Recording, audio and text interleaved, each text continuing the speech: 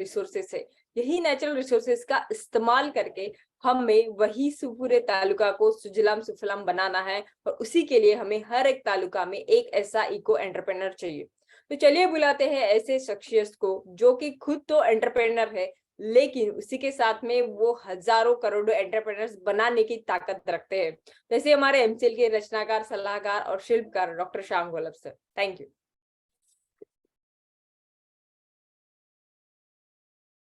Thank you madam. दोस्तों नमस्कार, मैं डॉक्टर श्याम गोलब फिर से एक बार आपका इस ट्रेनिंग सेशन में स्वागत करता हूं। मैं आशा करता हूं कि आप सभी लोग स्वस्थ हैं और आप अपने साथ अपने परिवार का, यानी घर का परिवार और एमसीएल परिवार दोनों का ख्याल रख रहे हैं। मैं ये भी उम्मीद करता हूं कि आप सभी लोग 1 घंटा बहुत अच्छी एक्सरसाइज कर रहे हो, अपने हार्ट अपने लंग को मजबूत कर रहे हो और अपनी इम्यूनिटी को बढ़ा रहे हो। तो चलिए शुरुआत करते हैं आज के इस सेशन के साथ। दोस्तों, रिवॉल्यूशन या क्रांति, इसमें 3 प्रमुख चीजें होती है। पहले तो क्रांति में बहुत सारे लोग बहुत भारी संख्या में उसमें पार्टिसिपेट करते हैं। दूसरी बात कि ये सभी लोग मिलके तब की जो प्रचलित पद्धति होती है उसमें पूरी तरह से बदलाव करते हैं, चेंज करते हैं, परिवर्तन करते हैं। और तीसरी प्रमुख बात कि ये सब काम वो बहुत ही कम समय में करते हैं और इसे ही कहा जाता है क्रांति या रिवॉल्यूशन। दोस्तों, हमारे देश ने भी एक क्रांति देखी और वो क्रांति थी 1857 की क्रांति, जिसे हम अपना पहला स्वतंत्र युद्ध भी कहते हैं। दोस्तों, इस क्रांति में लाखों हमारे हिंदू मुसलमान सैनिक जो अंग्रेजों के यहाँ काम कर रहे थे, इन्होंने अंग्रेजों के खिलाफ धावा बोल दिया और हम इस कंडीशन पे थे, इस लेवल पे जा चुके थे कि तभी हमें आजादी मिल सकती थी।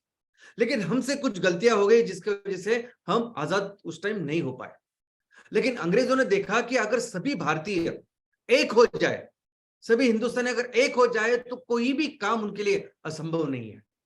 और इसीलिए 1857 की इस क्रांति के बाद कि इन अंग्रेजों ने एक कूटनीति, पॉलिटिक्स का भाग समझ के हर वो जगह जहां जहां उनको मौका मिलता वहां वहां उन्होंने हिंदू और मुस्लिम इन दोनों में दरी पैदा की, झगड़े पैदा किए। और उसी का परिणाम बाद में ऐसा हुआ कि जब हमें आजादी मिली, जब ये लोग देश छोड़ के गए, इस देश के 2 टुकड़े करके गए। तो लेकिन हमारे इस संगठन में भी हम बार बार इस शब्द का प्रयोग करते हैं, रेवोल्यूशन। बार बार हम कहते हैं कि हमें क्रांति करनी है जिसका नाम है एमसीएल क्रांति। तो हम एक्चुअली ये क्रांति, परिवर्तन, ये बदल क्यों करना चाहते हैं? क्योंकि हम जो भी काम कर रहे हैं वो किसी बिजनेस के कैटेगरी में या किसी बिजनेस की तरह होता ही नहीं। इतने सारे प्रोजेक्ट्स एक साथ करना, इतने सारे लाखों लोगों को अपने साथ जोड़ना, सैटरडे सेशन के पीछे लगना, करा के लेना, ये सब किसी भी बिजनेस के साथ आप कंपैरिजन ही नहीं कर सकते। ना कोई बिजनेस ऐसा चलता है। लेकिन ये सच है कि हमें एक्चुअली परिवर्तन की जरूरत है, हमें एक्चुअली एक क्रांति की, एक रेवोल्यूशन की जरूरत है। और उसका कारण है कि आज जिस घर में हम लोग रह रहे हैं, तो एकमेव दुनिया है करोड़ों लोगों, करोड़ों जीवों की, वो दुनिया आज बर्बादी के कगार पे है। इस धरती माँ ने करोड़ों साल से हम सबका ख्याल रखा है, उस धरती माँ को हमने पिछले से कुछ दिनों में पूरी तरह से बर्बाद करके रखा है। और अगर इसमें हमने बहुत जल्दी बदलाव नहीं लाया तो दोस्तों बहुत देर हो जाएगी, हम इरिवर्सिबल मोड पे चले जाएंगे। इसलिए जरूरत है इस क्रांति। वैसे तो अगर आप देखोगे तो इस प्रकृति ने, धरती माँ ने हर तरह से कोशिश की है कि हम हमेशा सस्टेनेबल वे में, शाश्वत वे में, अखंड वे में इस धरती के ऊपर, इस दुनिया के ऊपर काम करते रहे, जिंदगी जीते रहे।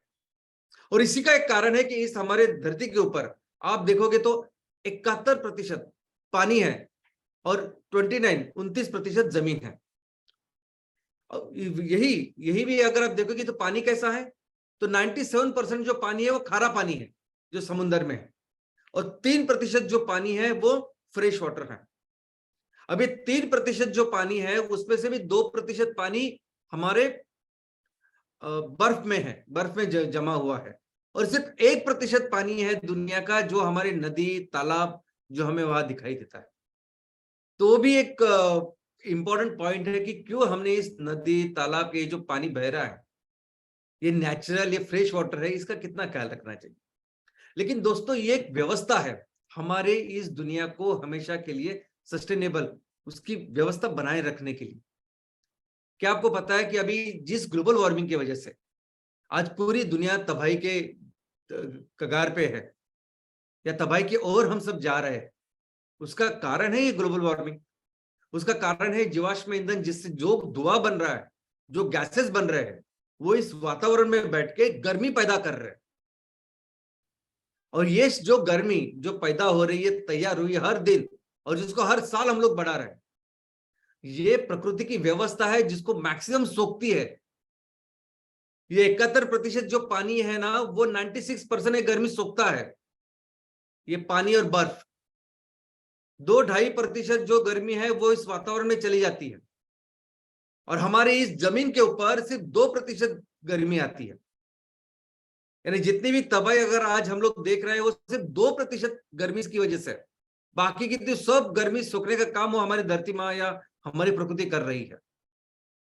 लेकिन सोचिए, इस 2% गर्मी की वजह से भी आज कितना भारी नुकसान हम देख रहे हैं, कितने भारी संकट में हम लोग हैं। तो सोचिए कि अगर ये व्यवस्था ही नहीं होती, अगर हमारे धरती माँ ने, इस कुदरत ने, प्रकृति ने इस व्यवस्था ही नहीं अगर की होती, तो कितने पहले हम बर्बाद हो चुके होते। लेकिन आज भी अगर आप देखोगे कि आज परिस्थिति इतनी खराब हो चुकी है कि 2 दिन पहले हमने सभी ने इतने बहुत बड़ा त्योहार मनाया, होली का त्योहार। होली का त्योहार याद यह दर्शाता है कि अभी ठंडी के दिन गए, सर्द का मौसम गया और गर्मी का मौसम चालू होने वाला। मैंने कभी जिंदगी में देखा नहीं कि होली के दिन इतनी भारी वर्षा हुई। हमारे यहाँ होली में मुंबई में महाराष्ट्र में बहुत भारी वर्षा हुई, जिसकी वजह से हजारों लाखों हेक्टर किसानों का जो फसल थी, जो उगाई हुई, जो की हुई, वो बर्बाद हो गई। लाखों हमारे किसानों को नुकसान हुआ। और ये सिर्फ महाराष्ट्र की बात नहीं है। आज हम 2023 में हैं, हमारा तीसरा महीना चालू है। जनवरी से लेके अभी तक अगर आप देखोगे, ऑलमोस्ट हर राज्य में, मध्य प्रदेश, गुजरात हो, राजस्थान हो, साउथ हो, हर राज्य में ये बेवक्त की बारिश हुई है। और इन सभी राज्यों के मिलकर लाखों हेक्टर पे जो भी फसल किसानों ने तैयार की थी, मेहनत की थी, कर्जा लिया होगा, ये सभी फसल ऐसी बर्बाद हो गई है। और ये सिर्फ आज अभी इसी साल हुआ ऐसा नहीं ना, हम देख रहे हैं कि पिछले 5-10 साल में ये धीरे धीरे बढ़ती जा रहा है। और इसका प्रमुख कारण है इससे ग्लोबल वार्मिंग। दोस्तों, जितने भी संगठन हैं दुनिया में जो इस ग्लोबल वार्मिंग के ऊपर काम कर रहे हैं, including IPCC, inter governmental panel on climate change, जो यूनाइटेड नेशन की सर्वोच्च संस्था है जो इसके ऊपर काम करती है, जितने भी साइंटिस्ट इस क्लाइमेट चेंज के ऊपर काम कर रहे हैं, वो कहते हैं कि जैसे जैसे ये क्लाइमेट चेंज का संकट, ये खतरा बढ़ेगा, इस संकट बढ़ेगा, तो वैसे वैसे सबसे ज्यादा नुकसान अगर किसी देश का होगा तो वो होगा भारत। क्योंकि इस क्लाइमेट चेंज के वजह से सबसे ज्यादा नुकसान किसी एक चीज का होगा, वो है खेती। और भारत, जिसमें 55 से 60% जनसंख्या अभी भी खेती के ऊपर आधारित है, भारत जिसकी अर्थव्यवस्था का बैकबोन है खेती, ऐसे भारत में अगर ये खेती के ऊपर नुकसान होने के बाद सोचिए हमारी पूरी तरह से समाज व्यवस्था और अर्थव्यवस्था कितने गंभीर परिणाम होंगे। और दोस्तों, ये चीज ये नहीं कि ये साइंटिस्ट हमें बोल रहे हैं, ये सभी संस्थाएं हमें बता रही है, ऐसा नहीं। ये किसी इंटरनेशनल रिपोर्ट की बात नहीं कर रहा हूं मैं, हमारे आंखों के सामने है ये, हमारे आंखों के सामने कि जब भी कुछ बदलाव होता है, सबसे ज्यादा नुकसान किसको होता है, मुझे बताइए। इतने सारे बिजनेसेस है, इतने अलग अलग सेक्टर्स है, और हमारा खेडूत, हमारा किसान है, सबसे ज्यादा नुकसान किसको हो रहा है? किसानों को हो रहा है। कुछ भी बदलाव हुआ हवामान में, क्लाइमेट में, तो सबसे ज्यादा नुकसान खेती पे ऊपर होता है और हमारे किसानों को होता है। और इसलिए जरूरी है अभी इस क्रांति की, क्योंकि अभी अगर हम लोग ने कुछ किया नहीं, अगर हमने मिलके, सभी लाखों किसान लोगों ने मिलके अगर हमारे किसानों के लिए, इस चीज के लिए अगर कुछ किया नहीं, तो बहुत ज्यादा नुकसान हमारे देश का होगा, हमारे किसानों का होगा, हमारे गांव का होगा। और इसलिए बार बार हम लोग इस शब्द का उपयोग करते हैं, क्रांति क्रांति, रेवोल्यूशन रेवोल्यूशन, क्योंकि ऑलरेडी बहुत देर हो चुकी है। तो अभी क्रांति करना है, यानी क्या करना है एक्चुअली, तो हमें 2 चीजें करनी।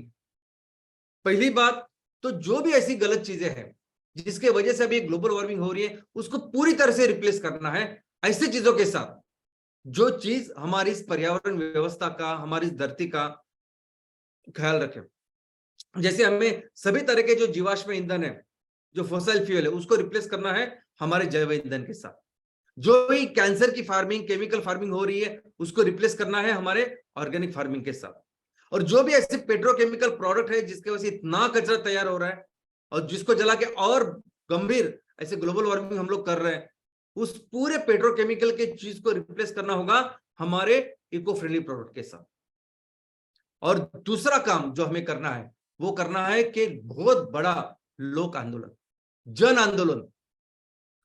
बहुत सारे लोग अभी देख रहे हैं इतना संकट हो रहा है, बार बार ऐसे संकट आ रहे हैं, क्यों आ रहे हैं, कैसे आ रहे हैं, और इसके क्या करना चाहिए हमने कि जिसके वजह से ये पूरी चीज हम कंट्रोल में लाए, इस नुकसान को बंद करें। ये लोगों को बताना होगा और इस तरीके से इन लोगों को इस पूरे चीज में शामिल करना होगा कि अगर कोई प्लास्टिक की थैली छोड़ अगर किसी कागज की थैली या जूट की थैली को लिए ले, तो भी उसको लगना चाहिए कि मैं अपने धरती को बचाने के लिए अपना कंट्रीब्यूशन कर रहा हूं। कोई अपने घर का चूल्हा छोड़ के, एलपीजी छोड़ के अगर एमकोल का चूल्हा ले, तो उसको लगना चाहिए कि मैं अपने इस दुनिया को बचाने के लिए अपना कंट्रीब्यूशन कर रहा हूं। तो दोस्तों ये तो हुई जनरल, लेकिन तहसील में क्या करना है?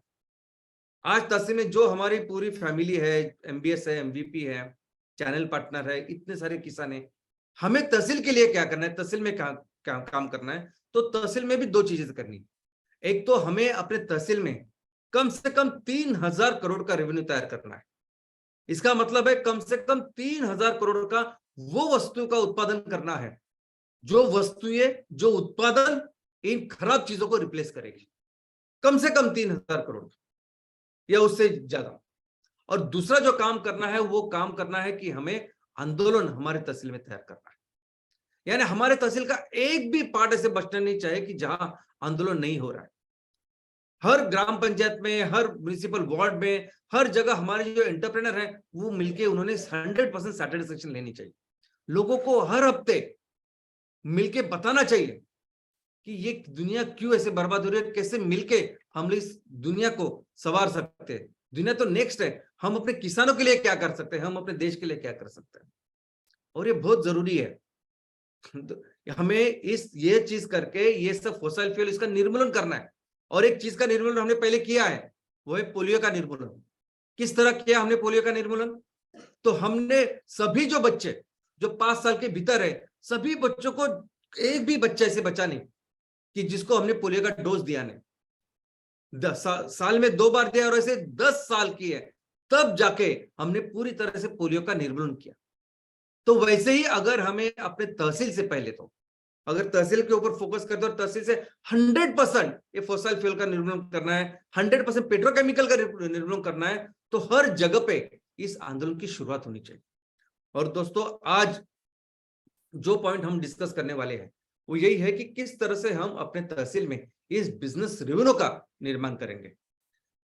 तो सबसे पहले जब मैं कहता हूं कि हमें साल में 3000 करोड़ का रेवेन्यू तैयार करना है, या साल में 3000 करोड़ का वो वस्तु का उत्पादन करना है जो इन खराब चीजों को रिप्लेस करे, तो ये सभी तहसीलों में मुमकिन है।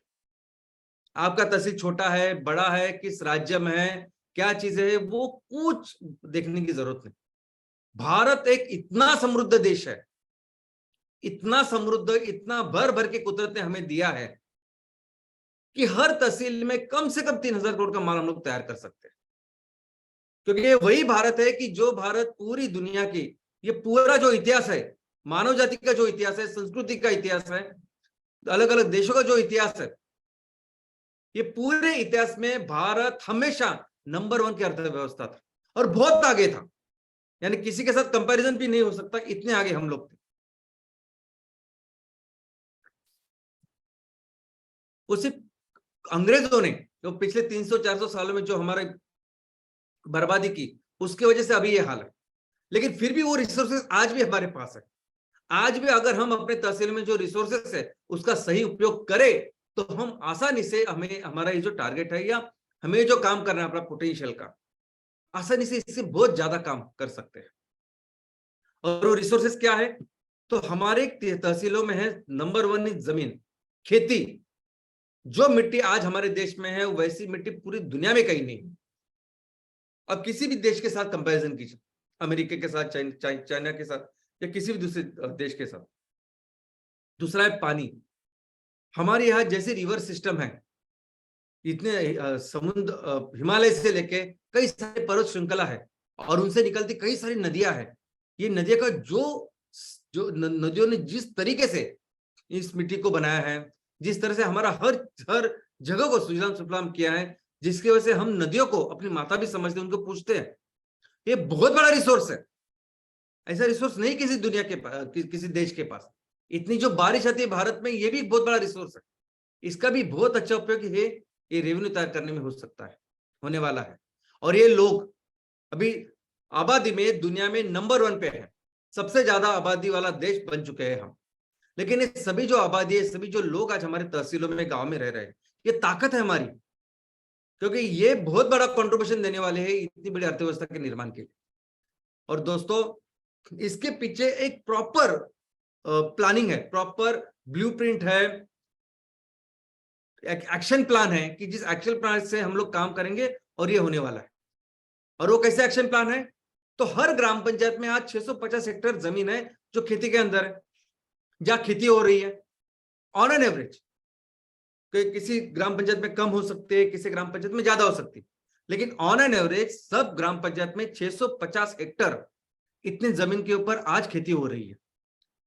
हम लोग तो उस जमीन को पकड़ ही नहीं रहे जो बंजर है, जिसके ऊपर आज कुछ नहीं हो रहा, लेकिन काम करें तो वो भी जमीन हमारा एक बहुत बड़ा रिसोर्स बन सकता है। आज उसको उसकी बात ही नहीं करते, चलो। लेकिन आज अगर हर ग्राम पंचायत में 650 हेक्टेयर जमीन है और इस 650 हेक्टेयर में से अगर हमने सिर्फ 20% जमीन इस ऊर्जा खेती के लिए इसका उपयोग किया, उसके ऊपर अगर नेपियर घास उगाया, तो ये जो जमीन है वो बनती है 120 से 130 हेक्टेयर।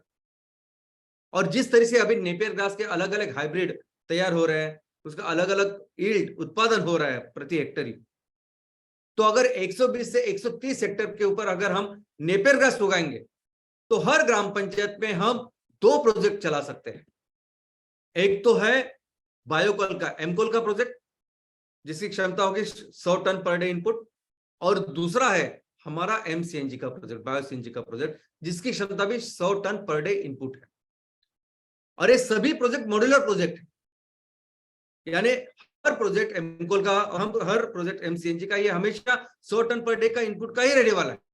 अगर किसी तहसील में 500 टन का प्रोजेक्ट शुरुआत करनी है, 500 टन पर डे इनपुट की, तो इसका मतलब 100 के हमें 5 प्रोजेक्ट लगाने। 1000 टन का प्रोजेक्ट लगाना है तो इसका मतलब है 100 के 1000 करने। बाकी की जैसे लोग इंडस्ट्री जैसे काम करती है कि 100 से अगर 200 लगाना तो वो बड़ा, 500 का और बड़ा, वैसे काम नहीं करना हमें। मॉड्यूलर प्रोजेक्ट करेंगे, यानी हर ग्राम पंचायत में एक एमकोल और एक एमसीएनजी प्रोजेक्ट हम कर सकते हैं। उसके अलावा ग्राम पंचायत में जो बची हुई 80% जमीन है, उसमें 50 से 60% जमीन पे हम वही खेती करेंगे जो आज की तारीख में वहां के किसान कर रहे हैं। वहां के जो एग्रो क्लाइमेटिक कंडीशन है उसके हिसाब से जो खेती होती है वो खेती किसान कर रहे हैं। तो वैसे ही हम लोग करेंगे, लेकिन 100% ऑर्गेनिक करेंगे। और जब ऑर्गेनिक खेती करेंगे 100%, तो उसके ऊपर प्रोसेसिंग करके उत्पादन भी तैयार करेंगे, ताकि हम अच्छे इनकम किसानों को भी दे पाए। और वो जो चीज है, वो जो प्रोसेस्ड फूड है या प्रोसेस वेजिटेबल है या जो भी उत्पादन है, वो पूरी दुनिया में हम बेच सकते हैं। और दोस्तों 5 से 10% जमीन के ऊपर हम वो खेती करेंगे कि जिससे हम आयुर्वेदा, हम कॉस्मेटिक्स, इन सब चीजें तैयार कर पाए। अभी सिंपल कॉस्मेटिक की एक बहुत बड़ी इंडस्ट्री है। आज हम लोग जो साबुन का इस्तेमाल करते हैं, साबुन, शैम्पू, ये सभी लोग, ये सभी कुछ चीज है, ये कॉस्मेटिक में जो प्रोडक्ट्स है अलग अलग, ये सभी केमिकल्स है। और ये कई सारे लोगों को तो इसकी बहुत सारी एलर्जी होती है और स्किन, बाल, इसको सब वो डैमेज करते हैं। लेकिन इससे कई अच्छे उत्पादन हम अपने खेतों में ले सकते हैं। हमारे पास बहुत बड़ी धन संपदा है। आयुर्वेदा जो शास्त्र 1200 साल तक लिखा गया, बहुत बड़ा नॉलेज इसमें है। हम वो उत्पादन करके पूरी दुनिया को एक अच्छी उत्पादन दे सकते हैं। उसके लिए 5 से 10% जमीन है और 20% जमीन जो हमारे खेतों में, जो हमारे एग्रीकल्चर में है, वो हम रखेंगे उन जीवों के लिए जो जीव हमारे साथ, हमारे गांव में, हमारे तहसील में रहते हैं।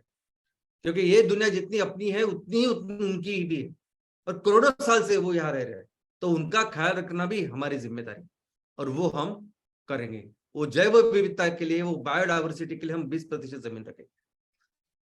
लेकिन दोस्तों फिर उन जमीन, उन परिवारों क्या जिनके पास जमीन ही नहीं है, ये तो हमने बताया कि जमीन को हम कैसे इसका यूटिलाइज करेंगे, लेकिन ये जो परिवार है, ये परिवार भी अपना कंट्रीब्यूट कर सकते हैं। ये परिवार भी कर सकते हैं एनिमल हस्बेंड्री, पशुपालन। अभी पशुपालन का भी अगर आप इंडस्ट्री देखें, पशुपालन की इंडस्ट्री, तो आज की तारीख में जो पशुपालन हो रहा है ना, वो फैक्ट्री फार्मिंग हो रहा है। फैक्ट्री जैसे, फैक्ट्री में जैसे बेजुबान ऐसी चीजें, निर्जीव चीजें आती है ना, और जिसके ऊपर आप चीजें करती है, वैसे ही इन सभी जो हमारे जानवर है, जो एनिमल्स है, उनको ट्रीट किया जाता है। ऐसे देखते ही नहीं कि सजीव है करके, उनको जरा भी भावना नहीं, जीव नहीं, इस तरीके के साथ उनके साथ बर्ताव किया जाता है। और इतने बड़े लेवल पे वो फार्म्स रहते हैं कि उनको कोई भी कुछ भी सुविधा इन जानवरों को नहीं होती है, और ये गलत है। जिस तरह से ये पशुपालन पूरी दुनिया में हो रहा है, ये तरीका ही गलत है। इनफैक्ट जैसे कोरोना पूरी दुनिया में फैल गया, कोरोना का उगम कैसे हुआ, उसका स्रोत क्या है, तो उसका एक कारण नहीं, उसका कारण ही है इस तरह की ये जो एनिमल की फार्मिंग हम लोग कर रहे हैं, पशुपालन की फार्मिंग कर रहे हैं, ये है। ऐसे बहुत बड़ा संशोधन हुआ है, क्योंकि ये जो कोरोना नॉर्मली इन सभी जानवरों में रहता है, इस तरह के अननेचुरल वे में हम लोग पशुपालन कर रहे हैं, इसकी वजह से कोरोना वो छोड़ के हमारे यहाँ आ गया, ऐसी थ्योरी है। तो सबसे अच्छा पशुपालन वही हो सकता है कि हर व्यक्ति, हर परिवार अपने अपने हिसाब से पशुपालन करे, 2, 4, 5 गाय उसको पाले। और हमें पता है कि हम जब भी किसी जानवर को अपने साथ पालते हैं, वो हम अपने परिवार का हिस्सा समझ के पालते हैं, उतना प्यार उसको देते हैं। तो वो हो सकता है, मधुमक्खी पालन हो सकता है, कुक्कुट पालन हो सकता है, ऐसे कई सारी चीजें का कर सकता है, और उसका सभी जो माल है वो हम बायबैक कर सकते हैं, ले सकते हैं, क्योंकि हम उसकी मार्केटिंग करेंगे। कई सारे ऐसे परिवार है कि जो परिवार कुछ ना कुछ चीजें बना सकते हैं, इको फ्रेंडली चीजें बना सकते हैं, हस्तकला व्यवसाय जिनके पास है, और वो कई सारे प्लास्टिक और रबर के जो पेट्रोकेमिकल्स है उस उत्पादन को रिप्लेस कर सकते हैं। उनको भी जो माल वो तैयार करेंगे, उनको भी बेचने के लिए कहीं जाने की जरूरत नहीं। एमसीएल वो सभी चीज लेके एमसीएल मार्केट करेगी। और दोस्तों जब जिस तरीके से अभी ये प्लानिंग हमने की है, उसके हिसाब से जैसे काम करें ना, तो हम आराम से हर तहसील में, सॉरी हर ग्राम पंचायत में 75 से 80 करोड़ का रेवेन्यू तैयार कर सकते हैं, माल तैयार कर सकते हैं। क्योंकि हर ग्राम पंचायत में जो होने वाला एमसीएनजी प्रोजेक्ट है, उससे ही रेवेन्यू तैयार होगा मिनिमम 40 करोड़ का। जो हम एमकोल का प्रोजेक्ट तैयार करेंगे, उससे ही रेवेन्यू जनरेट होगा कम से कम 12 करोड़ का। और ये जो 50-60% के ऊपर ऑर्गेनिक खेती हम लोग करेंगे, उसके उत्पादन तैयार करेंगे, तो उससे कम से कम 20-25 करोड़ का उत्पादन हम साल का तैयार करेंगे। और बाद में पशुपालन है, ये इको फ्रेंडली प्रोडक्ट्स है, इन सभी का अगर आप देखोगे तो हर ग्राम पंचायत में 75 से 80 करोड़ का हम रेवेन्यू निर्माण कर सकते हैं। और ऐसे तहसील जहां 40-50 ग्राम पंचायत से लेके 120-130 इतने भी ग्राम पंचायत है, जहां आसानी से 3000 करोड़ से भी ज्यादा का माल रेवेन्यू हम लोग तैयार कर सकते हैं। और ये जो सभी चीजें हम तैयार करेंगे ना, ये दवाएं है दुनिया को बचाने के लिए, ये कोई दूसरे आम उत्पादन नहीं है। तो इसलिए जब जहां तक मार्केट की बात है, इसके लिए अनलिमिटेड मार्केट है। ऐसा समझे कि सभी जगह कोरोना फैला हुआ है और हम कोरोना की दवा बना रहे हैं। उसी तरह सबसे बड़ा संकट जो आज क्लाइमेट चेंज का है, उसके ऊपर दवा है, जो चीजें हम लोग बना रहे हैं। लेकिन ये सब लोगों को अच्छी तरह से समझना चाहिए, इसीलिए जरूरी है ये लोक आंदोलन, एमकोल प्रोजेक्ट। दोस्तों ये सभी जो प्रोजेक्ट है ना, जब 3000 करोड़ का जब रेवेन्यू तैयार करना है, अलग अलग प्रोजेक्ट्स हम लोग तैयार करेंगे, अलग अलग चीजें, प्रोसेसिंग यूनिट्स जो जरूरत है वो चीजें तैयार करेंगे। लेकिन इस सभी श्रृंखला में पहला प्रोजेक्ट जो आपके तहसील में शुरू होगा, वो होगा एमकोल। अब इसके कई सारे कारण है जो आपको पता है कि बहुत फास्ट सब चीजें कंट्रोल में भी है और बहुत फास्ट इसको कर सकते हैं। तो मैक्सिमम आपके तहसील में शुरू होगा ये एमकोल प्रोजेक्ट। और ये एमकोल प्रोजेक्ट सबसे इंपॉर्टेंट प्रोजेक्ट है आपके पूरे करियर के लिए। तहसील में जितने भी एमबीएस हमारे एमबीएस जो काम कर रहे हैं, जितने भी एमवीपी काम कर रहे हैं, बाकी के जो चैनल पार्टनर है, सबके लिए पहला प्रोजेक्ट बहुत इंपॉर्टेंट है, और स्पेशली एमबीएस प्रमोटर के लिए, क्योंकि ये वो प्रोजेक्ट है कि जो प्रोजेक्ट आपको पूरी जिंदगी की सबसे ज्यादा नॉलेज देगा, जिससे सबसे ज्यादा पढ़ाई जो आपकी होगी वो इस प्रोजेक्ट से होगी। ये प्रोजेक्ट सिर्फ बिजनेस का प्रोजेक्ट नहीं, ये पढ़ाई का प्रोजेक्ट है, ये लर्निंग का प्रोजेक्ट है, और ये बहुत इंपॉर्टेंट, सबसे ज्यादा जिसके ऊपर काम करना है, बहुत ज्यादा सीखना है, ऐसा वो प्रोजेक्ट है। अब इसमें दो चीजें हैं कि मैं ऐसा बोल रहा हूं। नंबर वन, ये जो एमकोल का प्रोजेक्ट है ना, ये जैव ईंधन का प्रोजेक्ट है, और हमारे पूरे फैमिली में अभी लाखों की फैमिली हमारी एमसीएल की है, लेकिन इस परिवार में कोई भी ऐसा आदमी नहीं है कि जिसने बायोफ्यूल्स के ऊपर, जैव ईंधन के ऊपर जिसने डिग्री हासिल की है, जिसके पास डिग्री है, डिप्लोमा है, जो बायोफ्यूल का इंजीनियर है और उसके बाद ये काम कर रहा है, कोई नहीं है। हम सभी लोग ये जैव ईंधन के बारे में जो भी काम कर रहे हैं, जो भी सीख रहे हैं, वो करके सीख रहे हैं। ना कोई ऐसी यूनिवर्सिटी है, ना कोई ऐसी संस्था है हमारे पूरे भारत देश में और पूरे दुनिया में जो बायोफ्यूल का इंजीनियर आपको बनाएगी, जो बायोफ्यूल का डिग्री कोर्स आपको पढ़ाएगी, कोई नहीं है संस्था। हम लोग ही जो करके जो सीख रहे हैं वही सबसे बेस्ट ऐसा नॉलेज है, वो ट्रेनिंग है, और वो सबसे अच्छी ट्रेनिंग आपकी होने वाली है पहले एमकोल प्रोजेक्ट के साथ, जो हमें अच्छी तरीके से करनी है। कैसे हैंडल करते हैं किसानों से लेके, वो फार्म से लेके फैक्ट्री तक और ग्राहकों तक। तो नंबर वन ये। दूसरी चीज, ये जो चीज है, ये पूरी व्यवस्था हम लोग बना रहे हैं, इसमें क्या करने वाले हम, तो बिजनेस करने वाले हैं। अगर दुनिया को बचाना है तो हमें मैक्सिमम बिजनेस करना है। मैं तो कहता हूं 3,000 करोड़ ना 5,000 करोड़ का लक्ष्य रखिए अपने तहसील में। जितना ज्यादा आप रखोगे, जितना ज्यादा पैसा आप लोगों के लिए, किसानों के लिए, खुद के लिए तैयार करोगे, उतना ही ज्यादा कंट्रीब्यूट करोगे को बचाने के लिए। तो कैसे कर पाएंगे, जब आप सबसे अच्छे बिजनेसमैन बनोगे, सबसे अच्छे एंटरप्रेन्योर बनोगे। और कैसे आप सबसे अच्छे एंटरप्रेन्योर बनोगे या बिजनेसमैन बनोगे, तो उसका सबसे इंपॉर्टेंट जो तरीका है वो है ये प्रोजेक्ट, ये पहला प्रोजेक्ट। इस पहले प्रोजेक्ट को इस तरीके से आप करिए, यानी सुबह से जाके उस प्रोजेक्ट की शुरुआत करने, साफ सफाई से लेके रात तक जो भी काम होते सभी काम खुद कीजिए।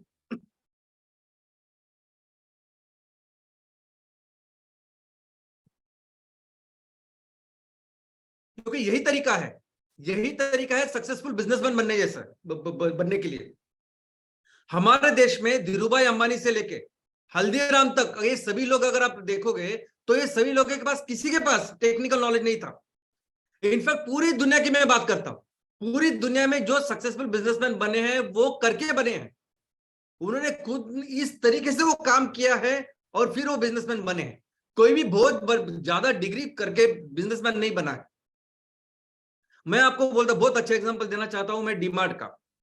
आज डीमार्ट इस तरीके की रिटेल स्टोर है, चेन है, कि जिनके आगे अभी रिलायंस स्मार्ट हो या बिग बाजार हो, सब पीछे है। इतना आगे निकल गया है डीमार्ट। लेकिन आपको पता है डीमार्ट की शुरुआत कैसे हुई?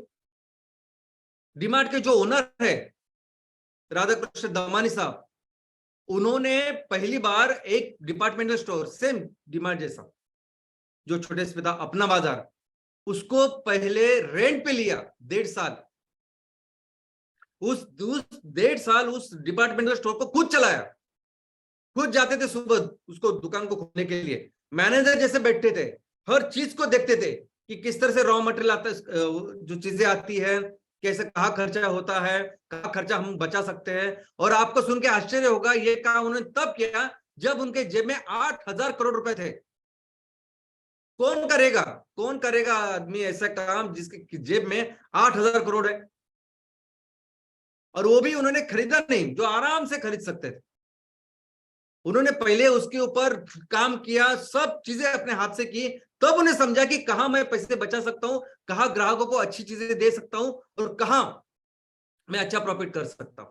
और इसलिए देखोगे आप कि आज डीमार्ट है, इतना बड़ा बन चुका है। और वैसी सेम स्टोरी है मैकडोनल्ड की। मैकडोनल्ड के आज 35,000 38,000 से भी ज्यादा आउटलेट्स है पूरी दुनिया में। लेकिन पहली बार जब मैकडोनल्ड शुरू हुआ ना, तो वो मैकडोनल्ड जो बंधु थे, दो भाई, वो खुश थे एक दुकान के साथ, जैसे एक होटल के साथ खुश होते ना हम लोग, वैसे एक होटल के साथ वो एक दुकान के साथ दोनों खुश थे। वो एक बिजनेसमैन थे, रे क्रॉक, जिन्होंने मैकडोनल्ड को वो बनाया जो आज मैकडोनल्ड है। 38,000 उसकी जो आउटलेट्स है। उन्होंने सिर्फ काम किया पहले इस प्रोजेक्ट के ऊपर। पहले देखा कि एक दुकान मैं किस तरह से चला सकता हूं, कौन सी कैसे क्वालिटी अच्छी रख सकता हूं, कैसे उस समय में उनको डिलीवरी दे सकता हूं। तो दोस्तों, ये सभी लोग जो महान बने, जो इतने बड़े बिजनेसमैन बने, वो बने अपने पहले प्रोजेक्ट के ऊपर। ये जो पहला प्रोजेक्ट है ना, ये पहला प्रोजेक्ट आपके लिए सबसे इंपॉर्टेंट प्रोजेक्ट है। बाद में एमसीएनजी के प्रोजेक्ट आएंगे, बाद में कई सारे प्रोजेक्ट आपको करने हैं, लेकिन ये प्रोजेक्ट आपको सही मायने में बेस्ट ट्रेनिंग देगा, आपको बेस्ट बिजनेसमैन बनाएगा, बेस्ट एमबीए बनाएगा। और अगर इकोनॉमिक्स की बात करें तो ये जो व्यवस्था हम अपने तहसील में तैयार करने वाले हैं, उसकी अगर इकोनॉमिक्स देखोगे तो 100 टन पर डे इनपुट है रॉ मटेरियल का, 30 टन आउटपुट है। हर दिन 30 टन हम लोग माल या प्रोडक्ट तैयार करेंगे।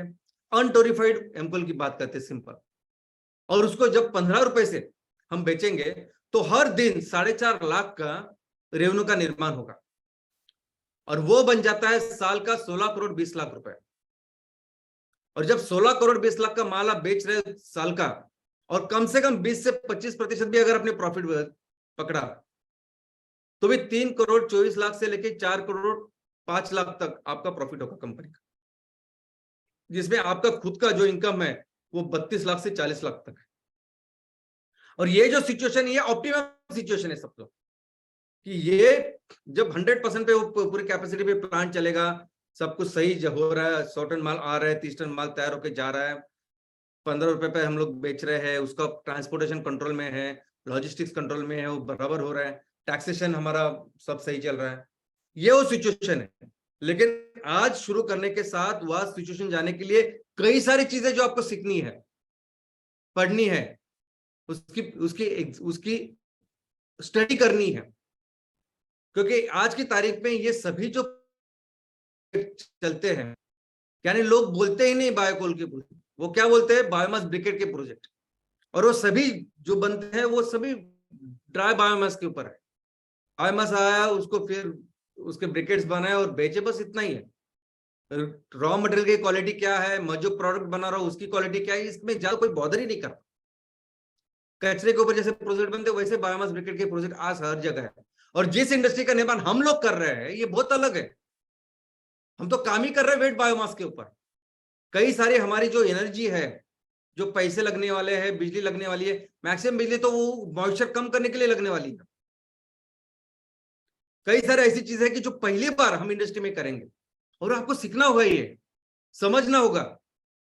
जो लोग जिन्होंने अभी ये प्रोजेक्ट जिनके पास है, वो जो कर रहे हैं, उनको अगर पूछेंगे तो आपको पता चलेगी कई सारी चीजें जो आप खुद करोगे तब आपको पता चलेगा कैसे बेहतर कर सकते हैं। और इन सब चीजों में ये जो ऑप्टिमाइजेशन ऑफ प्लांट है, यानी सभी चीजें सीख के वो बेहतर करने के लिए, और 100% उस कैपेसिटी पे, जिस कैपेसिटी का प्लांट है उस पे जाने के लिए कम से कम 6 से 9 महीने लगते हैं। 6 से 9 महीने लगते ही है किसी भी प्लांट को, और हम तो पहली बार कर रहे हैं, किसी ने किया नहीं, आजू बाजू कोई आपको एक्सपर्ट नहीं दिखेगा वहां कि जो आपको इस पे गाइड करेगा। आपको सीखना है करके, तो आपको ज्यादा पढ़ाई करनी होगी, क्योंकि 3-4 महीने के बाद फसल आने वाली है, नेपियर घास तैयार होने वाला है, तो हमको 4 महीने बाद तो हमको पूरी तरह से तैयार होना है इस सब चीजों के ऊपर काम करके। तो दोस्तों, आप कंटिन्यूअस उसके ऊपर पढ़ाई, कंटिन्यूअस रिसर्च डेवलपमेंट, इसकी तो एक आदत, एक संस्कृति या कल्चर तैयार कीजिए आप अपने फैक्ट्री में। आपके तहसील में आप पहली फैक्ट्री कैसे चलाते हो, कौन सी मूल्य है, कौन सी चीज है जिसको आप कल्टीवेट करते हो, किस तरह का माहौल, किस तरह की संस्कृति या कल्चर का निर्माण करते हो, वैसे फिर आगे के सभी फैक्ट्री में चलेगा। क्योंकि एक नहीं, कई सारे आपको एमकोल, कई सारे एमसीएनजी के प्रोजेक्ट एक ही तहसील में लगाने। तो एक कंटिन्यूस अपग्रेडेशन का, कंटिन्यूस पढ़ाई का, कंटिन्यूस कुछ ना कुछ रिसर्च करके कैसे बेहतर करें, इसको बेहतर करें, इसको बेहतर करें, हर चीज के ऊपर। ये बहुत इंपॉर्टेंट चीज है। आप सिर्फ इसकी आदत लगा दो, बाकी सब लोग वैसे काम करेंगे फिर। और आज के तारीख में मार्केट में कोई भी सेक्टर किसी भी सेक्टर में अगर कोई भी कंपनी नंबर 1 का काम कर रही है, वो सिर्फ इस वजह से, कंटिन्यूस अपग्रेडेशन। आज ये अमेजॉन है, ये मर्सिडीज है, ये एप्पल है, ये हर कोई कुछ भी कंपनी लीजिए आप, वो हमेशा देखते हैं कि मैं कैसे बेहतर कर रहा हूं, हर चीजों में कैसे ग्राहकों को बेहतर सेवा या वस्तु दे रहा हूं। एक मैंने अच्छी बनाई और बस उसके ऊपर काम किया तो आपका नोकिया होता है, जैसे आपने देखा। तो दोस्तों ये बहुत इंपॉर्टेंट चीज है। और हमारा लक्ष्य क्या है कि हमारा लक्ष्य सिर्फ फैक्ट्री का निर्माण करना नहीं है। फैक्ट्री का निर्माण करना यानी फैक्ट्री की वो तो शुरुआत है। फैक्ट्री का निर्माण करने तक जो भी काम है वो बिजनेस है ही नहीं, जैसे समझिए आप। वो तो शुरुआत है। एक बार फैक्ट्री तैयार होगी तो शुरुआत है। और डे 1 से आपका सिर्फ एक ही लक्ष्य होना चाहिए कि मुझे बिजनेस साइकिल को एस्टेब्लिश करना है। यानी क्या करना है, तो उस फैक्ट्री में रॉ मटेरियल आ रहा है, हम उसको प्री प्रोसेसिंग करके जो कुछ है हम प्रोडक्ट तैयार कर रहे हैं, प्रोडक्ट उस स्पेसिफिकेशन का तैयार कर रहे हैं, उस क्वालिटी का तैयार कर रहे हैं जिसकी जरूरत ग्राहकों को है, उसको सही तरह से उसकी पैकेजिंग करके उस ग्राहकों को तक पहुंचा रहे हैं। ग्राहक उसका उपयोग करके उनकी जो जरूरत है उसको पूरा कर रहे हैं हम अपने प्रोडक्ट के साथ, और वो फिर संतुष्ट ग्राहक हमें पैसे दे रहा है। ये पूरी जो चीज है, इस साइकिल को एस्टेब्लिश करना, ये हमारा लक्ष्य है। ये वो चीज है जो हमें करनी है। और दोस्तों डे 1 आई मीन एक बार आपने बिजनेस चालू किया तो प्रॉफिट ये आपका श्वास है, ये सांस है आपकी। यानी अगर आपके पास प्रॉफिट नहीं तो आप बिजनेस ही नहीं कर रहे। कंपलसरी है प्रॉफिट, भले ही कम करे ज्यादा करे वो अलग बात है, लेकिन प्रॉफिट नहीं करना इसका मतलब बिजनेस ही नहीं करना है। तो एक बार फैक्ट्री कंप्लीट हो गई, एक बार फैक्ट्री की शुरुआत हो गई तो प्रॉफिट कंपलसरी है। दोस्तों आप चालू करें 5% के साथ, 100 टन पर डे इनपुट का प्रोजेक्ट है ना, आप चालू करिए 5 टन के साथ, 5% से, 5% से। आज 5 टन माल लिया मैंने, उस 5 टन से मैंने 150 किलो 1,500 किलो या 1.5 टन मैंने प्रोडक्ट बनाया, उसको बेचा। भले इससे चालू करिए आप, लेकिन आपको डे 1 से इस कैपेसिटी के ऊपर काम करना, डे 1 से प्रॉफिट तैयार करना, ये सबसे इंपॉर्टेंट और ये मस्ट कंपलसरी है। और कैसे करें, अगर बहुत सारी, देखिए 6 प्रोजेक्ट अभी हमारे पूरे हैं, 12 वो भी उसका प्लांट एंड मशीनरी है तो वो 18 हो जाएंगे, और बाकी के जो बन के बाकी के प्रोजेक्ट लगभग आगे के 2-3 महीने में हो जाएंगे। तो 84 प्रोजेक्ट्स अभी हमारे पूरे हो जाएंगे एमकोल के। तो लेकिन इस सभी प्रोजेक्ट के ऊपर पहले दिन से हमें अगर प्रॉफिट जनरेट करना है, बिजनेस करना है, तो आपको बहुत इंपॉर्टेंट ऐसे डिटेल एक्शन प्लान तैयार करना होगा। और वो एक्शन प्लान सभी चीजों का ख्याल रखे। एक ही लक्ष्य के ऊपर वो एक्शन प्लान होना चाहिए कि मुझे डे 1 से अपनी फैक्ट्री चालू करनी। यानी वो एक्शन प्लान है, डीपीआर नहीं। डीपीआर तो ठीक है, डीपीआर होता है, सब लोग टेक्निकल डीपीआर करते, वो तो अलग बात है। एक टेक्निकल डीपीआर करना, इंस्टीट्यूट को देना, या उसके बेस पे लोन लोग कर्जा लेते हैं, वो सब चीजें। हमें हमारे तहसील में जो फैक्ट्री लगाई है उसमें से मुझे इनकम डे 1 से शुरू होना चाहिए, क्योंकि जब आपको इनकम शुरू होगा उसका मतलब है कि किसानों को इनकम शुरू होगा, उसका मतलब है एमवीपी को इनकम शुरू होगा, उसका मतलब है अपने जो चैनल पार्टनर उनका इनकम शुरू होना। और आपको हर जो चीज है ना उसके बारे में पढ़ाई करनी है और उसकी डिटेलिंग लिखनी है, उसका एक्शन प्लान बनाना है कि मेरी फैक्ट्री अभी 2 महीने के बाद लग रही है, तो इस 2 महीने में मुझे पूरी पढ़ाई करके आपको तैयार रहना है उस एक्शन प्लान के साथ। कि अगर रॉ मटेरियल, हमारे सभी फैक्ट्री के लिए जो रॉ मटेरियल वो किसान हमारे उगाने वाले हैं नेपियर घास के ऊपर, तो नेपियर घास की सब जानकारी आपको होनी चाहिए कि मैं अपने तहसील में कौन सा नेपियर घास लगाऊंगा, कौन सी उसकी वैरायटी होगी, किस तरह से उसकी हार्वेस्टिंग प्रैक्टिस होगी, कहां से मैं ये बीज लाऊंगा, कहां से वो प्लांटिंग मटेरियल होगा, कैसी नर्सरी तैयार होगी, कौन एमवीपी किस तरह से नर्सरी तैयार करेगा, किस तरह से हम किसानों को वो प्लांटिंग मटेरियल देंगे। तो सिस्टमेटिकली अगर देखोगे तो फैक्ट्री, बाद में नर्सरी तैयार करना है और बाद में किसानों के पास जाना है कि देखो नर्सरी के पास आपको जो चाहिए वो अच्छा मटेरियल है, या हमारी फैक्ट्री जो हम खरीदेंगे अभी आप लगाओ, लेकिन उसको वक्त लगने वाला है, आपको पता है। और मुझे पहले दिन से अगर फैक्ट्री शुरू करनी है तो कौन सा रॉ मटेरियल आज मुझे मिल सकता है, कौन सा रॉ मटेरियल जिसके साथ मैं आज उत्पादन कर सकता हूं, वो मेरे तहसील में है क्या, मेरे गांव के आजू बाजू है क्या, या थोड़ा दूर है, तहसील के आगे है। और वो वैसा है तो उस तहसील वो रॉ मटेरियल के क्या क्या कैरेक्टरिस्टिक है, क्या क्या चीजें जो नेपियर घास में होता है कि उसके मॉइस्चर कंटेंट इतना है, उसकी बाइंडिंग प्रॉपर्टीज है। तो वो जो रॉ मटेरियल आज की तारीख में डे 1 से अगर मुझे फैक्ट्री चालू करनी है, जो रॉ मटेरियल अवेलेबल हो जाएगा तो उसमें क्या क्या विशेषता है जिसको मैं उसको उपयोग कर सकूं। और अगर उसको लाना है मेरे फैक्ट्री में तो उसका कटिंग, लॉजिस्टिक, ट्रांसपोर्टेशन, उसका कितना खर्चा लगेगा, किस रेट से वो मुझे फैक्ट्री में पड़ेगा। ये चीजें आपको नेपियर घास के लिए भी तैयार करनी है और अभी जो डे 1 से फैक्ट्री शुरू करनी है उसके लिए भी। नेपियर घास भी आज जहां जहां आप प्लांटेशन कर रहे हो, अपनी फैक्ट्री कहाँ है, वो प्लांटेशन करने वाला इलाका किधर है, कहां से मैं ट्रांसपोर्टेशन लाऊंगा, कैसे मेरे रोड्स है, कितना खर्चा होगा पर टन, ये सब लिखना पड़ेगा, आपको करना पड़ेगा। और आज तो डे 1 से फैक्ट्री चालू ही करनी है कंपल्सरी, तो उस हिसाब से क्या करना वो भी आपको एक्शन प्लान तैयार करना पड़ेगा। फिर प्री प्रोसेसिंग है, अगर वेट बायोमास अवेलेबल है तो उसकी प्री प्रोसेसिंग कैसे करें, कैसे उसका मॉइस्चर कम करें, उसके ऊपर काम करना होगा। इस मैन्युफैक्चरिंग प्रोसेस, आज हम ब्रिकेट्स मैन्युफैक्चरिंग करेंगे, पिलेट्स मैन्युफैक्चर करेंगे, जो जो मशीनरी यंत्र आपके यहाँ आएंगे, जब आएंगे तब उनके ऊपर आपको काम करना है, उनकी पढ़ाई करनी है। और कैसे प्लांट की एफिशिएंसी बढ़ाए, कैसे बिजली की लागत उसकी कम हो, पानी की लागत कम हो, एफिशिएंटली वो प्लांट चले, इसके ऊपर काम करना होगा। ऑपरेशन मेंटेनेंस, यानी एक ये तो ऐसी चीज है कि अगर आप मर्सिडीज की भी फैक्ट्री हो या जूतों की भी फैक्ट्री है, वहां एक सभी लोग इसके ऊपर काम करते हैं कि कैसे ऑपरेशन मेंटेनेंस में हम 2 पैसे कमाए, बचाए।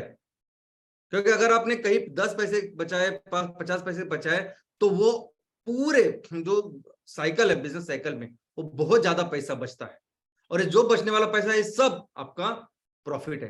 तो ये भी आपको देखना होगा कि किस तरह से मैं पैसे मेरे फैक्ट्री में थोड़े थोड़े 1 रुपया 2 रुपया भी बचता है तो भी वो बहुत बड़ा सेविंग है। प्रोडक्ट, जो प्रोडक्ट मैं अपने फैक्ट्री में बना रहा हूँ वो प्रोडक्ट टोरीफाइड, नॉन टोरीफाइड, उसकी क्या विशेषताएं हैं, क्या कैलोरीफिक वैल्यू है, कहाँ का ये इस्तेमाल होते हैं, इस सब की पढ़ाई आपको करनी है। सर्टिफिकेशन, हर जो बैच हम लोग तैयार करेंगे हर दिन उसका सर्टिफिकेशन करके हमको किसानों को ग्राहकों को देना है, उपभोक्ताओं को देना है। तो अगर हम नेपियर घास से नहीं उगा रहे, दूसरी से अगर हम लोग तैयार कर रहे हैं तो सर्टिफिकेशन में हम लोग लिखेंगे उसमें कि रॉ मटेरियल अभी हमने ये इस्तेमाल किया है और ये उसकी क्वालिटी है, ये प्रोडक्ट है और ये उसका सर्टिफिकेट है। और सबसे इंपॉर्टेंट ये है मार्केट।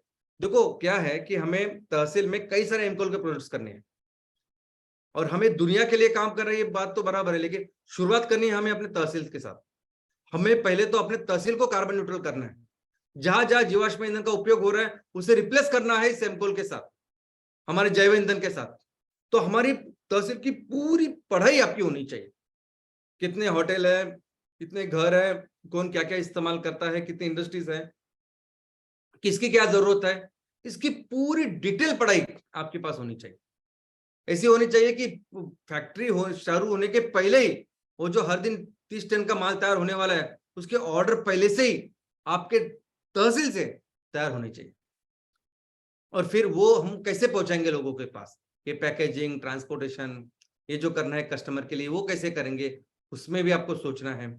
कैसे, किस गाड़ी से वो सब जाएंगे, कौन सी गाड़ी है जो हमारे आसानी से तहसील में घूम सकती है, हो सकती है एक छोटी सी रिक्शा हो, वो ये काम कर सकती है। और ये पूरा टैक्सेशन का स्ट्रक्चर, ये सब बेचने के बाद बहुत सारे ऐसे चीजें हैं कि जहां इनकम टैक्स में, बाकी के टैक्सेस में वो हमें कंसेशन भी है। तो कौन से गवर्नमेंट के नॉर्म्स हैं, पॉलिसीज है, उसके हिसाब से हम ये टैक्सेशन स्ट्रक्चर बैठा सकते हैं, इसके ऊपर भी काम करना हो। डिटेल पढ़ाई कीजिए, डिटेल, ताकि आप जो है आपका रिजल्ट बहुत अच्छा है। अभी ये जो पढ़ाई मैं बोल रहा हूँ ये कोई एकेडमिक की पढ़ाई नहीं, यानी इसको टेक्निकल पढ़ाई कीजिए, बाकी सब पढ़ाई कीजिए और सिर्फ एकेडमिक्स करके सर्टिफिकेट लीजिए, ये नहीं है। इसका रिजल्ट एक ही है जिसके ऊपर आपको काम करना है, और वो रिजल्ट है प्रॉफिट। इस तरीके से काम करिए ना कि मैक्सिमम प्रॉफिट, ये जो हमने लिखा ना एक फैक्ट्री के साथ, मैक्सिमम प्रॉफिट आपको मिलना चाहिए। इस तरीके से काम करिए आप कि मानो अभी जैसे आपकी फैक्ट्री शुरू होती है वैसे पूरी आपकी रोजी रोटी उसके ऊपर डिपेंडेंट है, आपको कोई दूसरे इनकम का कोई स्रोत ही नहीं है। मेरी आज से इस महीने से अगर फैक्ट्री शुरू हुई है ना, तो इस महीने में मेरे इनकम भी शुरू होनी चाहिए। इस तरीके से काम करिए। भले ही आप तो ऐसा बोलिए कि अगर आप 3, 3.5, 4 लाख रुपए महीना कमा सकते हो, तो सोचिए कि मुझे पहले महीने में 50,000 ही इनकम बने मेरा, दूसरे महीने से मैं 1 लाख इनकम बनाओगे, तीसरे महीने से 1 लाख इनकम बनाओ। लेकिन अगर आप जब 1 लाख खुद के लिए बनाओगे, तब 100 लाख रुपए किसानों को आप कमा के दोगे। जब 1 लाख खुद कमाओगे, तब सीएसआर करके अपने गांव के लिए भी 1 लाख 1.5 लाख रुपए तैयार करोगे। और ये कंपलसरी है कि मैं अगर डे वन से जैसे भी फैक्ट्री पूरी होती है ना, तो मेरी पूरी रोजी रोटी, मेरा पेट अभी इसके ऊपर है, उस तरीके से आपको काम करना है।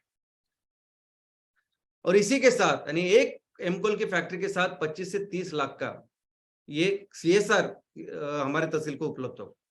सोचिए कितने प्रोजेक्ट करने हैं हमें। और मैं जब बोलता हूँ कि सुजलाम सुफलाम जो राज्य बनाना है, वो कितना मुमकिन है। एक तो कोई ऐसी कंपनी नहीं जो एमसीएल जैसी, जो इतना सारा प्रॉफिट, पूरा प्रॉफिट हमारे गांव के लिए, उसी तहसील के लिए। और ऊपर से इतने रिसोर्सेस है जो हमारे पास, कि हम फिर से वहां जो हम थे वो कर सकते हैं। और आपका भी इनकम देखिए ना, ये 3, 3.5, 4 लाख एक प्रोजेक्ट का इनकम है, एक एमकोल के प्रोजेक्ट का। ऐसे हर ग्राम पंचायत में प्रोजेक्ट करने हैं, एमसीएनजी के प्रोजेक्ट, उसकी तो इनकम इससे ज्यादा होगी। और आप सभी लोग जो पहला प्रोजेक्ट होगा ना एमकोल का, ऐसा समझे कि हम अभी पहली कक्षा में सबका भी प्रवेश हो रहा है। पहली कक्षा में हम सभी जा रहे हैं स्कूल में। एकदम पढ़ाई कीजिए, काम कीजिए, मेहनत कीजिए पूरी, और ज्यादा से ज्यादा मार्क्स यानी ज्यादा से ज्यादा प्रॉफिट लेने की आप कोशिश कीजिए। और हम देखेंगे कि कौन सी फैक्ट्री में कौन सा आदमी या कौन सा वो उद्योजक जो सबसे ज्यादा मार्क्स या सबसे ज्यादा प्रॉफिट जनरेट करता है। और दोस्तों, आज की तारीख में, आज की परिस्थिति में हमारे किसान बहुत बड़े संकट से जा रहे हैं। ये जो हमने जिससे शुरुआत की कि आज बेवक्त बारिश की वजह से लाखों हेक्टेयर का नुकसान हो रहा है, और इस लाखों हेक्टेयर के साथ लाखों हमारे किसानों का परिवार है जो आज भयंकर संकट से गुजर रहा है। और हमारा ये जो संगठन है, हमारी ये जो कंपनी है एमसीएल है, इसका केंद्र बिंदु ही है किसान। हमारे सभी जो बिजनेस मॉडल है, सभी तरह के बिजनेस करने के तरीके हैं, हम सबसे ज्यादा इंपॉर्टेंस हमारे किसानों को देते हैं। हम देखते हैं कैसे किसानों को ज्यादा से ज्यादा इनकम मिले। यानी हम किसानों को इतना अच्छा इनकम दिलाना चाहते हैं कि आने वाले दिनों में सभी बच्चों को ये समझ में आए कि अगर अच्छा आपको ऑक्यूपेशन चाहिए, अच्छा पैसा कमाना है अगर जिंदगी में, तो आपको करनी होगी खेती। इस तरीके के हम विचार, इस सोच के साथ हम लोग किसानों के साथ अगर काम कर रहे हैं, तो हमें इस संकट में भी किसानों के लिए खड़ा होना पड़ेगा, उनके लिए काम करना पड़ेगा। तो आप जाइए, आपके तहसील में आजू बाजू जहां भी किसान इन संकट को फेस कर रहा है, किसान के ऊपर अगर संकट है, तो सर्वे कीजिए, जाके देखिए कि किसान को कैसे नुकसान होता है, क्या प्रॉब्लम्स है, क्या परेशानी है जिससे ये किसान गुजरते हैं। और जब ऐसा सब नुकसान किसान का हो सकता है, तो हम उसकी कैसी मदद कर सकते हैं। ये सभी जो क्रॉप्स है, ये सभी जो डैमेज हुए जो फसल है, क्या इस फसल को हम रॉ मटेरियल करके इस्तेमाल कर सकते हैं, क्योंकि अल्टीमेटली ये भी बायोमास है। तो ये सभी जो फसल है, इसको कैसे हम लोग रॉ मटेरियल करके इस्तेमाल करें, इसका कैसे मॉइस्चर कंटेंट जो भी हो, कैसे उसको कम करें, क्या आज है। और इस सब चीजों में आपको वहां के जो तालुका कृषि अधिकारी वो मदद करेंगे, उनको पता है सब कुछ चीज। अगर वो जो अपने तहसील में अगर नहीं है, आजू बाजू भी है, तो भी हम लोग उसको कटिंग करके, ट्रांसपोर्टेशन करके, लॉजिस्टिक करके अगर हम अपने फैक्ट्री में लाए, तो उसका कितना कॉस्ट रहेगा, कितने पैसे हमें खर्च करने पड़ेंगे, और ये इस करने के बाद कितने रुपए में ये रॉ मटेरियल बनेगा, तैयार होगा, कितने रुपए में हम अपनी ये जो उत्पादन तैयार कर पाएंगे और उसको बेच पाएंगे। सबसे महत्वपूर्ण चीज यह है कि हमें ये सब चीजें फिजिबल करनी होगी। यानी किसानों को जितने पैसे हम लोग देंगे, जिस पैसे से हम लोग ये रॉ मटेरियल आएगा, उससे ज्यादा का हमें मैन्युफैक्चर प्रोडक्ट तैयार करके उसको बेचना होगा, और प्रॉफिट कंपलसरी अर्न करना होगा। प्रॉफिट अगर हम लोग नहीं तैयार करेंगे, तो हम इस चीज को आगे ही नहीं बढ़ा सकते, भले ही प्रॉफिट कम हो अपने लिए। जो ओनर है उनके लिए कम हो चलेगा, किसानों के लिए हम लोग ज्यादा से ज्यादा पैसे देने की कोशिश करें, वो भी ठीक है, लेकिन ये सब चीजें ऐसी होनी चाहिए कि इससे कंपलसरी प्रॉफिट जनरेट होना चाहिए। और फिर इसके हिसाब से हम लोग डिसाइड कर सकते हैं कि किसानों को कितना रेट दे सकते हैं जो उनकी फसल आज बर्बाद हुई है, जो भी बायोमास उनके पास है, और कितना क्वांटिटी आज हम लोग ले सकते हैं। हमारे पास अभी 6 फैक्ट्रियां है जो रेडी है, और 12 वो रेडी हो जाएगी, 18 तो फैक्ट्री है ही, अभी 84 फैक्ट्रीज हो जाएंगे। तो हम बहुत एक अच्छे जगह पे जाएंगे, एक अच्छी कैपेसिटी के साथ आएंगे कि हम किसानों की मदद कर पाए। और दोस्तों देखो, हमें हमारा पूरा जो संगठन है ना, वो सभी किसानों के लिए है, और हमें हर हाल में, हर कंडीशन में उनकी मदद करनी है। जो जो प्रॉब्लम उनके सामने है, हम नेपियर ग्रास उगाएंगे, उनको एक अच्छा इनकम देंगे, वो तो सब ठीक है, लेकिन जब किसानों के ऊपर कोई भी आपत्ति आती है तो एमसीएल पहले संगठन चाहिए जो जाएगी और किसानों की मदद करेगी, अपने हिसाब से करेगी। अभी उनके ये सब नुकसान होने के बाद उनके जो पंचनामे होंगे, उनको कितने पैसे मिलेंगे गवर्नमेंट से, उसके हमें कुछ लेना देना ही नहीं। ओके, गवर्नमेंट अपना काम करे, हम अपना काम करेंगे। मैक्सिमम कोशिश करनी है हमें किसानों को इस सभी प्रॉब्लम्स में मदद करने की।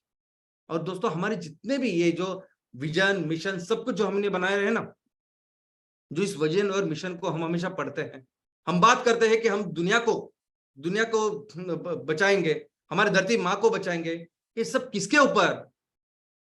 ये तभी कर पाएंगे जब ये सब किसानों के ऊपर बेस्ड है। जब हम कहते हैं कि हम अपने तहसील को सुजलाम सुफलाम राज्य बनाएंगे, ये भी हमारे किसानों के ऊपर निर्भर है।